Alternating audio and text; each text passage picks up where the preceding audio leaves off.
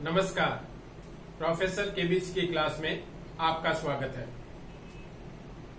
आज हम सल्तनत कालीन ऐतिहासिक स्रोतों के बारे में चर्चा करेंगे। दरअसल सल्तनत काल 1206 ईस्वी से लेकर 1526 ईस्वी तक का जो कालखंड है उसको हमने इतिहासकारों ने सल्तनत काल का नाम दिया है। यानी कुतुबुद्दीन ऐबक से लेकर इब्राहिम लोदी, पानीपत का फर्स्ट युद्ध बाबर का इब्राहिम लोदी के साथ होता है 1526 में। इस समय के पूरे कालखंड को सल्तनत काल कहा जाता है। इस कालखंड के बारे में जिन स्रोतों से हमें जानकारी मिलती है उनके बारे में हम चर्चा करेंगे। वैसे इस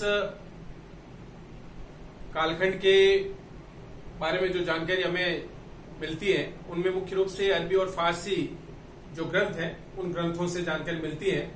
इसके अलावा उस समय के जो सुल्तानों के द्वारा जारी सिक्के, देसी राजाओं के द्वारा जारी सिक्के, रुक्के, फरमान और उस समय के जो महत्वपूर्ण जो इमारतें हैं, स्मारक हैं, उनसे हमें जानकारी मिलती है।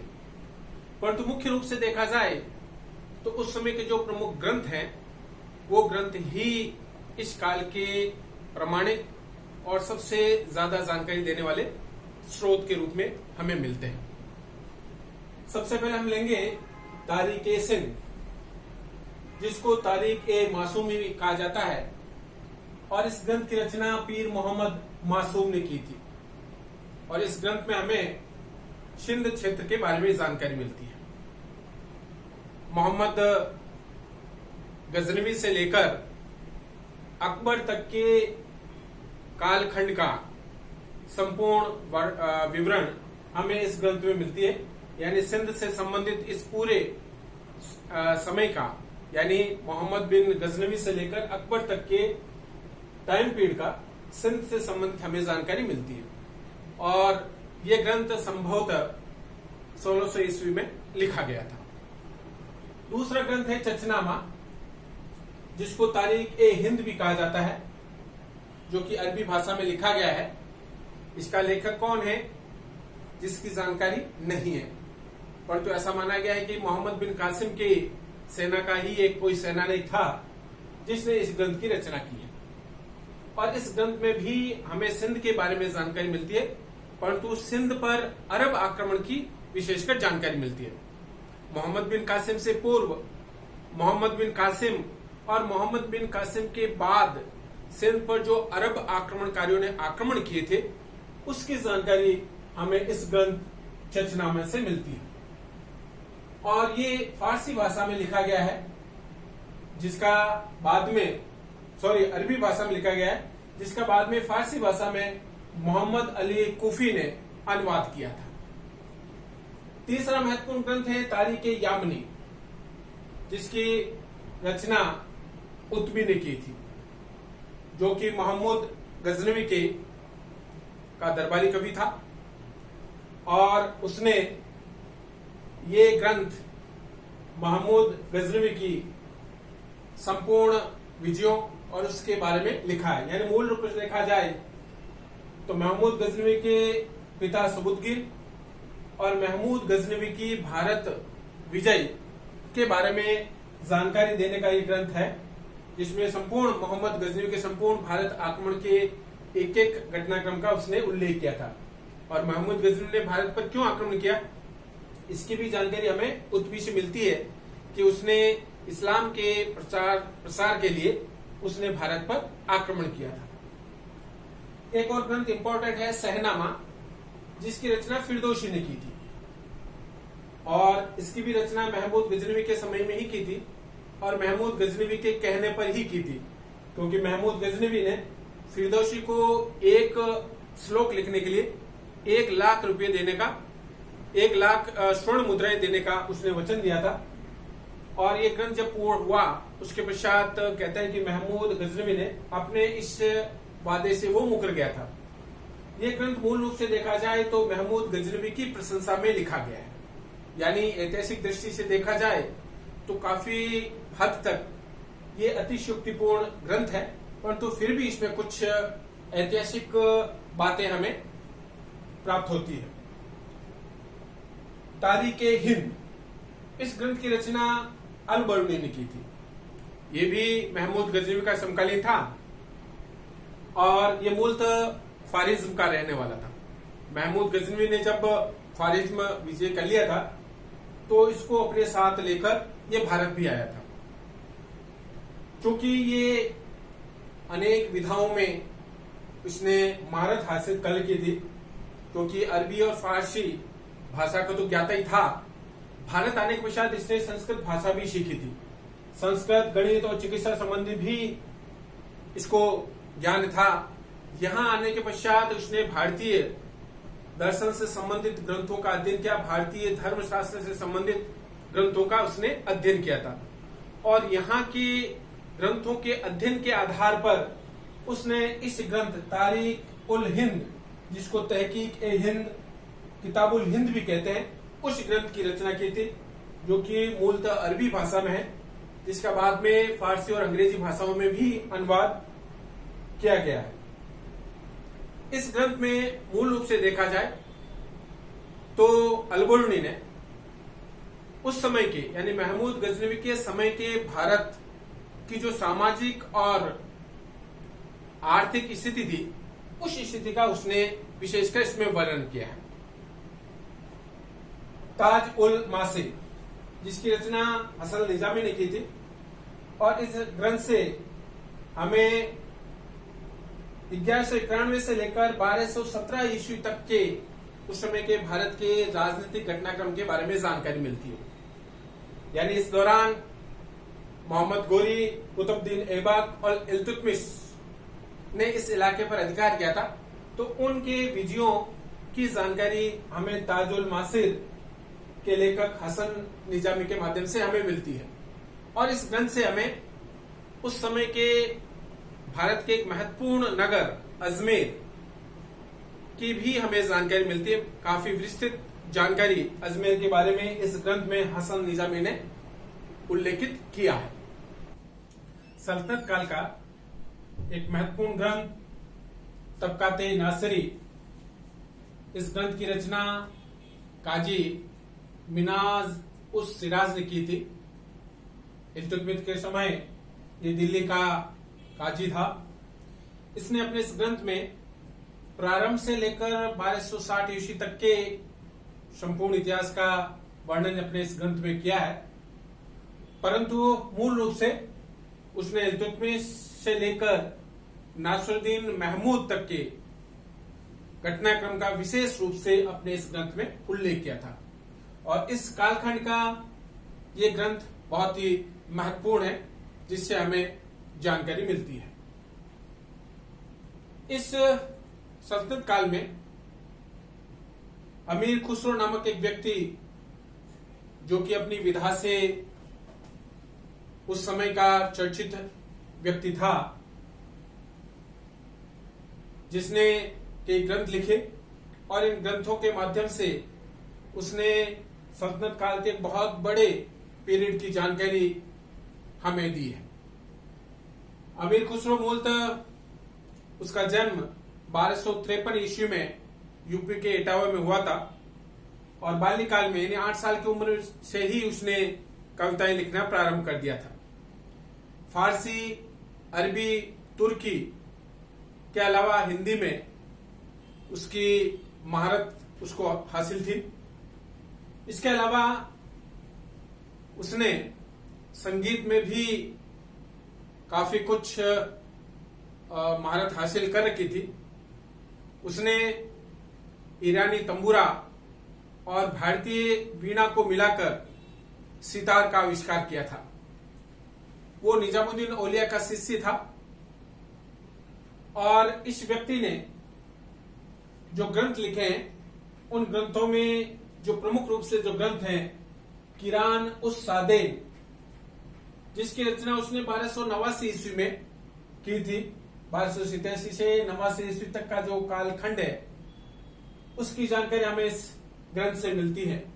और विशेषकर से बलबन के पुत्र बुगरा खां और उसके पुत्र केकुबाद, जो कि उस समय का दिल्ली सल्तनत का सुल्तान था, केकुबाद और उसके पिता बुगरा खां के मध्य अवध में जो मिलन होता है, उस मिलन का अमीर खुसरो ने बखूबी से वर्णन किया है, जिसकी जानकारी हमें किरान उस सादेन से मिलती है।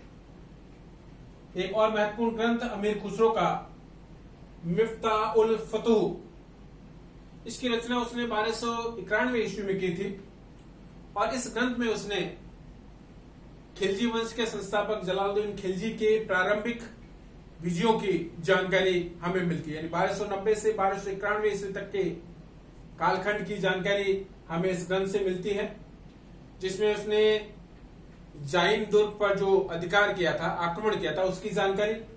इसके अलावा जलालुद्दीन खिलजी के खिलाफ मलिक छज्जू ने जो विद्रोह किया था, उसकी भी जानकारी हमें इस ग्रंथ मिफ्ताह उल फतूह से मिलती है। खजाइन उल फतूह, जिसको तारीख अलई भी कहते हैं, इसकी रचना अमीर खुसरो ने 1311 ईस्वी में की थी, जो कि गद्दी शैली में थी। और इस ग्रंथ से अलाउद्दीन की संपूर्ण विजयों की, यानी उसके सैन्य आक्रमण और उसके विजयों की जानकारी मिलती है। उत्तर भारत और दक्षिण भारत की जो अलाउद्दीन खिलजी की विजय हैं, उनकी जानकारी हमें इस ग्रंथ से मिलती है। इसके अलावा अलाउद्दीन खिलजी के समय जो मंगोल आक्रमण हुए थे, उन मंगोल आक्रमण की भी जानकारी हमें इस ग्रंथ से मिलती है। और अलाउद्दीन खिलजी ने जो आर्थिक सुधार किए थे, बाजार नियंत्रण की जो व्यवस्था उसने लागू की थी, उसकी भी जानकारी हमें इस ग्रंथ से मिलती है। एक और महत्वपूर्ण ग्रंथ अमीर खुसरो का आसिका है, जो उसने 1316 ईस्वी में लिखा था। और इस ग्रंथ में उसने अलाउद्दीन खिलजी के बड़े पुत्र खिज्र खां और गुजरात के शासक कर्णदेव की पुत्री देवल देवी के मध्य जो प्रेम संबंध थे, उसको उसने अपने इस ग्रंथ में उल्लेखित किया। इसके अलावा इस ग्रंथ में अलाउद्दीन खिलजी के अंतिम समय का जो घटनाक्रम, उसकी जानकारी हमें मिलती है। मलिक काफूर के अत्याचारों की जानकारी मिलती है और बाद में कुतुबुद्दीन मुबारक खिलजी के द्वारा मलिक काफूर की हत्या, अलाउद्दीन खिलजी के बड़े पुत्र खिज्र खां की हत्या की भी जानकारी हमें इस ग्रंथ से मिलती है। कुतुबुद्दीन मुबारक खिलजी के शासन के अलावा खुसरो शाह और खुसरो शाह के बाद में गयासुद्दीन तुगलक के राज्यारोहण तक की जानकारी हमें इस ग्रंथ से मिलती है। एक और महत्वपूर्ण ग्रंथ अमीर खुसरो का है नरह सिपहर। इस ग्रंथ की रचना 1318 ईस्वी में अमीर खुसरो ने की थी और इस ग्रंथ में मुख्य रूप से कुतुबुद्दीन मुबारक खिलजी के सैन्य अभियानों की जानकारी हमें इस ग्रंथ से मिलती है। इसके अलावा इस ग्रंथ में अमीर खुसरो ने भारत के वैभव, भारत की जलवायु, भारत के वनस्पति, यहाँ के रीति रिवाजों का उसने बखूबी वर्णन किया है। इसके साथ साथ उसने उस समय के दिल्ली सल्तनत के जो राज दरबार है, उस राज दरबार की जो व्यवस्था है, उस व्यवस्थाओं का भी उसने वर्णन किया। यानी राज दरबार की जो घटनाएं घटती है, आपस में जो वर्ग है, उन वर्गों के मध्य जो संघर्ष है, उन संघर्ष का भी उसने वर्णन किया है। इसके साथ साथ उसने सुल्तान और दरबारी अधिकारियों के जो कर्तव्य हैं, उन कर्तव्यों का भी उसने अपने इस ग्रंथ नरह सिपहर में उल्लेख किया है। अमीर खुसरो का जो अंतिम जो ग्रंथ था, वो था तुगलकनामा। और इस ग्रंथ की रचना मुख्य रूप से इस ग्रंथ में उसने गयासुद्दीन तुगलक, जो कि तुगलक वंश का संस्थापक था, उसके सैन्य अभियानों, उसके द्वारा सत्ता को जो प्राप्त करता है, खुसरो शाह के विरुद्ध सैन्य अभियान करके उसको पराजित करके 1320 ईस्वी में दिल्ली पर जो अधिकार करता है, उन सारे घटनाक्रम की जानकारी हमें अमीर खुसरो के जो अंतिम ग्रंथ है तुगलकनामा में मिलती है। तारीख फिरोज शाही। इस ग्रंथ की रचना जियाउद्दीन बर्नी ने की थी और इस ग्रंथ में हमें बलबन से लेकर फिरोज तुगलक तक के शासनकाल के बारे में हमें जानकारी मिलती है। और विशेषकर जियाउद्दीन बर्नी ने अलाउद्दीन खिलजी के समय के सैन्य अभियानों, उसकी आर्थिक नीति, विशेषकर बाजार व्यवस्था का उसने वर्णन किया था। तत्पश्चात उसने मोहम्मद बिन तुगलक के शासन व्यवस्था का, उसकी जो विभिन्न योजनाएं हैं, उन विभिन्न योजनाओं का उसने वर्णन किया है।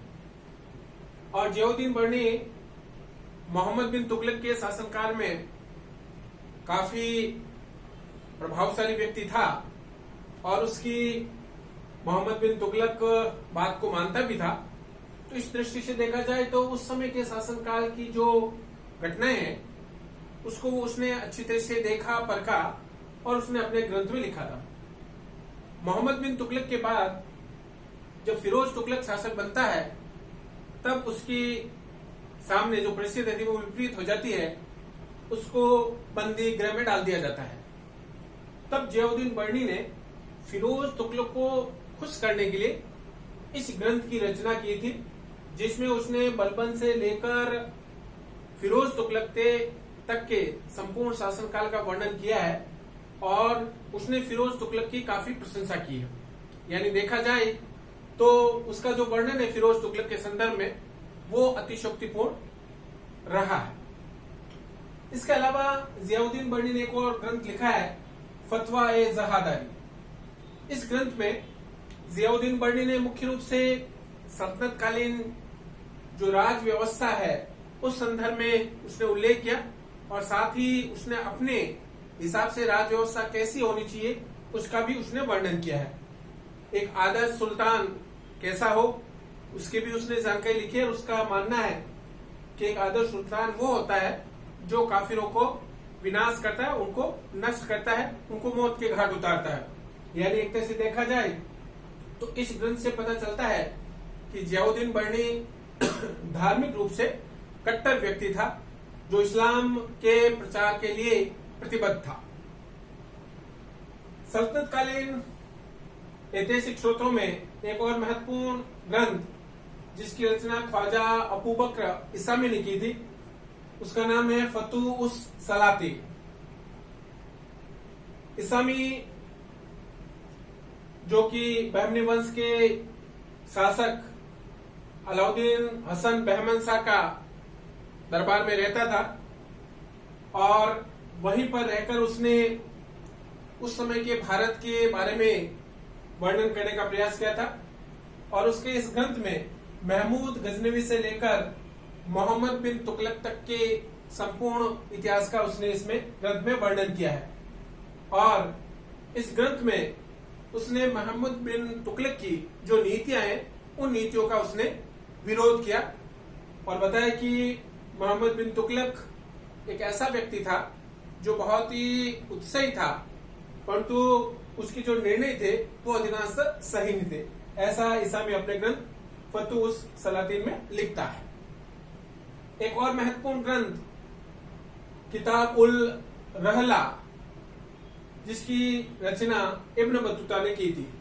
देखा जाए तो इब्न बतूता मोरक्को का यात्री था और उसने एशियाई देशों की यात्रा की थी और ये ग्रंथ उसका एक तरह से यात्रा वृत्तांत है। इब्न बतूता अपनी इस यात्रा के दौरान 1133 ईस्वी में भारत पहुंचता है मोहम्मद बिन तुगलक के शासनकाल में और मोहम्मद बिन तुगलक उससे काफी प्रभावित हुआ और उसे दिल्ली का काजी नियुक्त कर दिया था। बाद में उसे चीन का दूत बनाकर चीन भेजा था।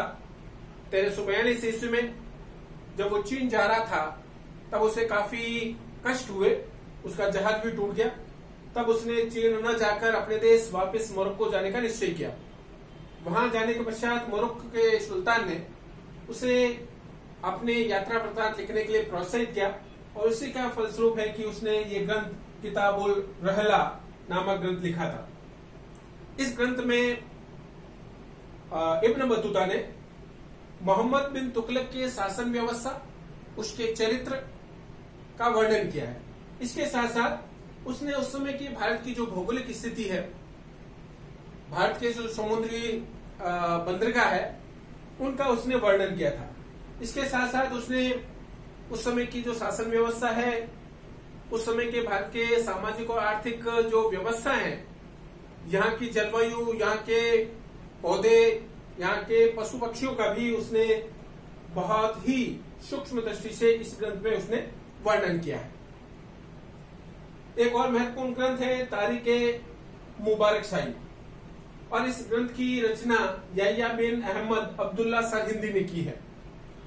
और इस ग्रंथ में हमें सैयद वंश से संबंधित सारी जानकारी मिलती है। यानी सैयद वंश से संबंधित जानकारी का एकमात्र प्रमाणिक यदि सोर्स, सूत्र या ग्रंथ है, तो वो आपका याह्या बिन सरहिंदी का तारीख-ए-मुबारक शाही है। ये दरअसल सरहिंदी सैयद वंश के शासक मुबारक शाह के दरबार में उसका दरबारी कवि था, और इस नाते उसने सैयद वंश को निकटता से देखा और उस आधार पर उसने अपने इस ग्रंथ में उसका वर्णन किया है।